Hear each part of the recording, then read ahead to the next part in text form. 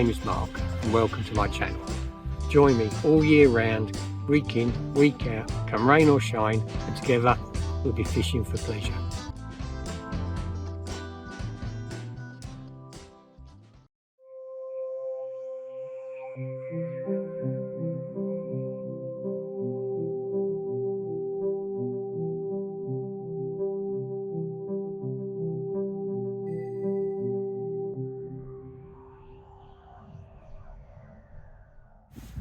Well, good morning troops, I hope you can hear me. I'll only know if in editing it is blowing a gale.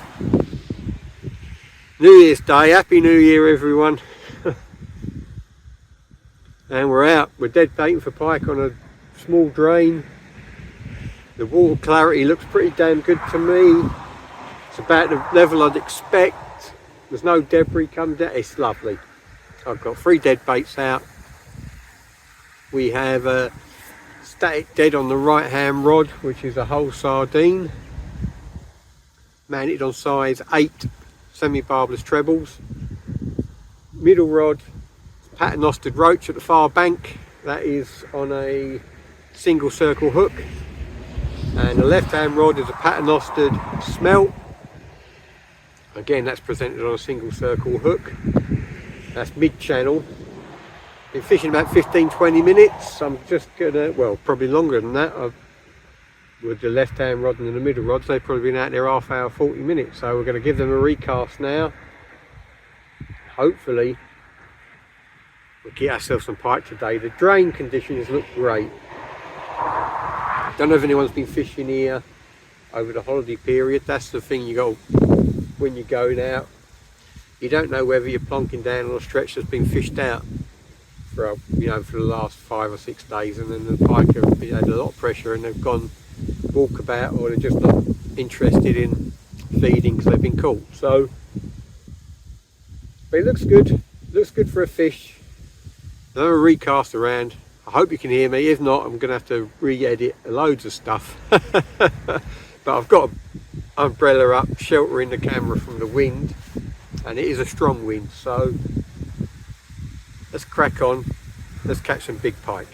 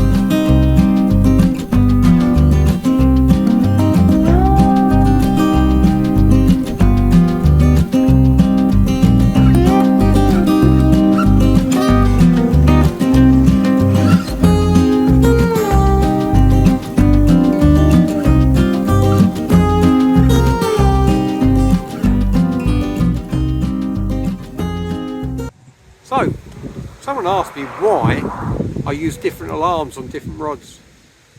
I don't have all the same setup. No, it's quite simple. I'm always fishing rivers or drains, natural venues, where your swims are tight or your swims are awkward, they're dangerous, they're precarious, all different shapes and sizes. They're not nice and uniform, with a little gravel bed in front of you, where you can have 3 rods next to each other. Sometimes you've got to have all the rods split up.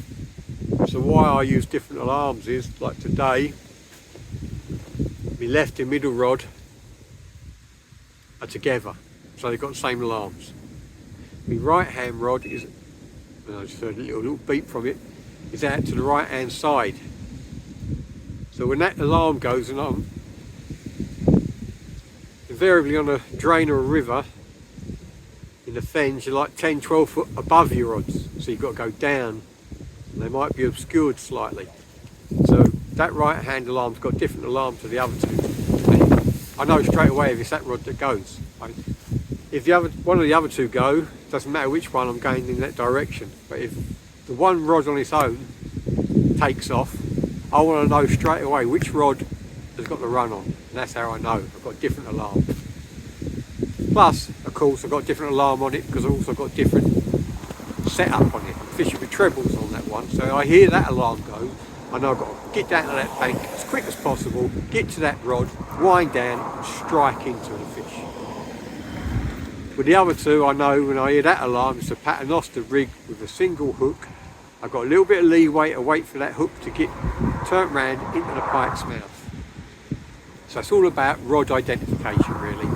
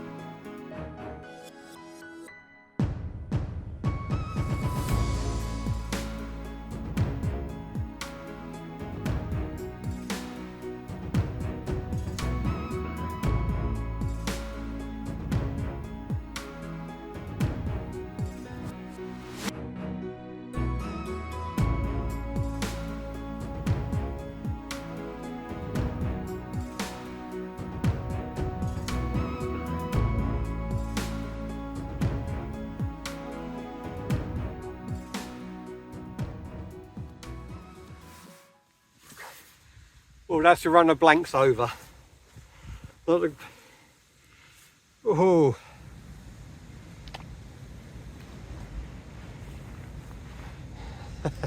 Tiny little bugger, but beautiful pike nonetheless.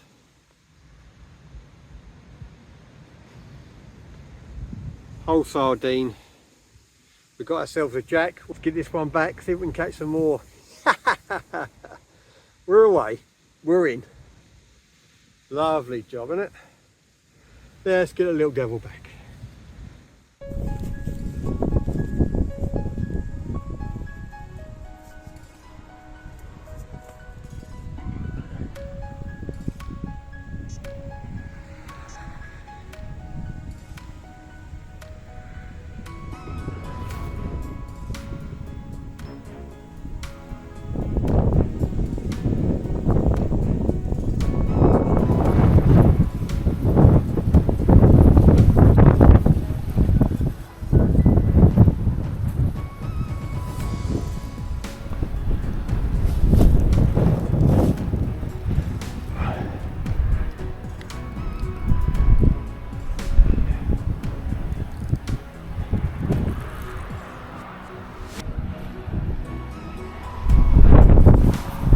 Better.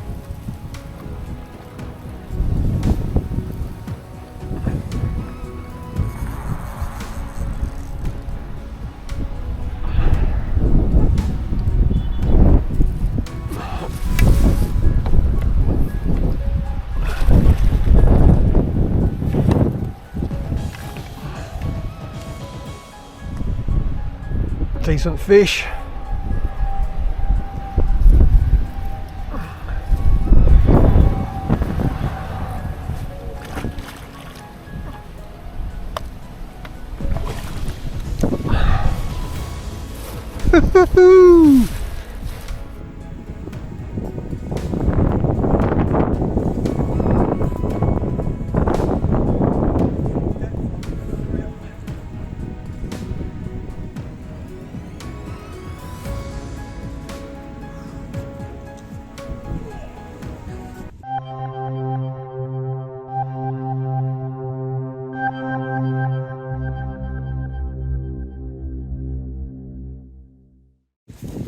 Oh, end the year in style, £21 on the nose.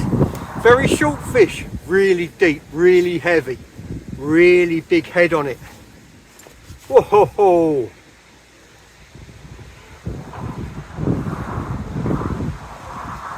Whoa. Look at that beauty. £21 on the button. That's what we call back on the fish.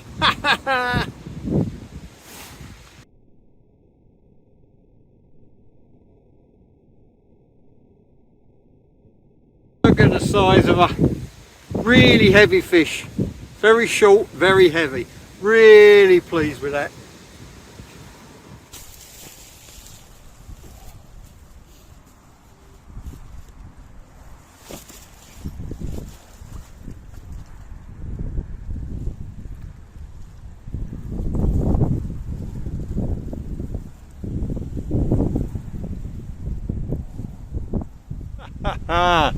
There we go, £21 on the nose. What a way to start, well, to end the year. New Year's Eve special. And not the 30 we're after, but that was a good fish. She weren't long, she was really deep, really heavy. She had a really big head on her.